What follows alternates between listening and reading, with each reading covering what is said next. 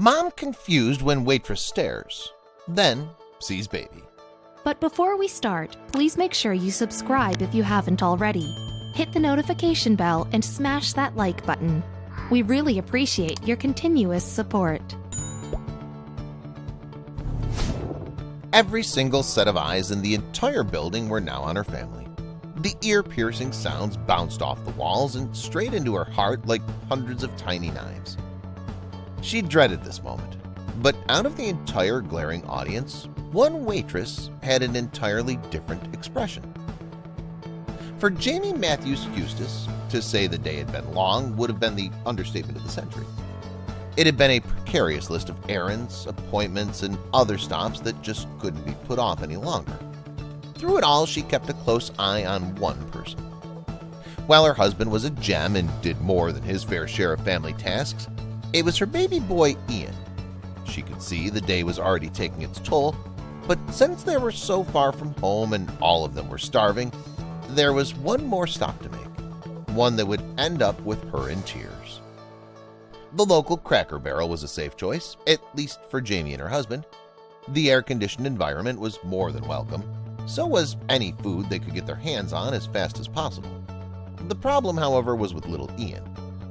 The world was not allowed to continue unless he was able to go to McDonald's, so he could get a Dory or Nemo toy from the current Finding Dory kids meal.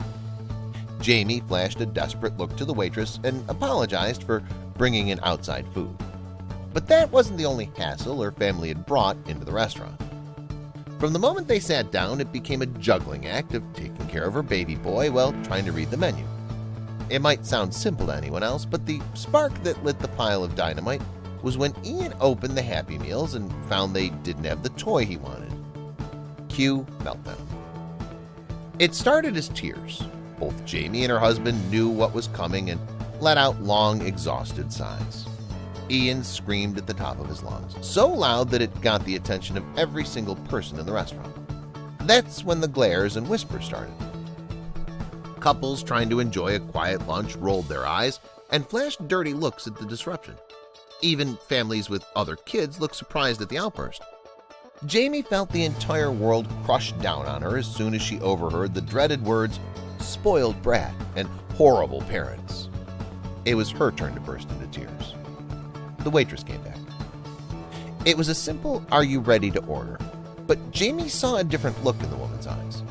She grabbed something random from the list of entrees while her husband picked up a frantically screaming Ian and carried him outside. But that wasn't the end of it, nor the entire truth of the meltdown. Jamie put her head in her hands and cried, not for her son's reaction, but because of everyone else's. Ian wasn't a spoiled brat. He was an amazing boy who happened to have autism. The stimuli of the day had just been too much, and the lack of a toy was just the breaking point.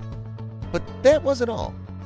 He was normally so good, but today had been one of those days. It was uncontrollable. Jamie hated the way people looked at Ian and immediately judged. What happened to compassion? It was then that the waitress returned with a to-go bag and a handwritten note. Jamie read the words and broke down even more. It wasn't a scolding note like she'd been given in the past. Rather, it was a simple gesture of sympathy and encouragement. And when Jamie tried to pay for the lunch, the waitress said it had already been covered. She looked at the wonderful waitress and asked again if she could pay. The woman flashed a warm smile and insisted her meal was covered. She might not have had her own kids, but she understood what was going on. Jamie immediately went to social media. It had been a simple gesture, but one that meant the world to her family and changed the course of the entire day. The normal, crushing feelings that came with these meltdowns sometimes felt impossible, so the note was a godsend. So were people's reactions to the post. Love and support came pouring in. Stories from parents in similar situations made her feel less isolated and more acknowledged. People in the service industry reminded her she was still a good mom. It was a random act of kindness that she was certain would help her through some future turmoil.